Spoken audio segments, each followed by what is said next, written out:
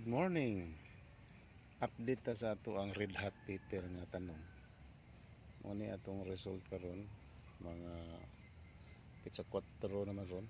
Pizza 3. Mga hapit na sa kabuuan ni. Gikan pag transplant. Muna ni result humana ni siya og pruning na nangudnot na pag-ayo. Naagi something sakit niya sa ni yung sa tanaw ni murag ni aksyon kulot. Wala man po'y aphids. Ato na ning isprayhan karon.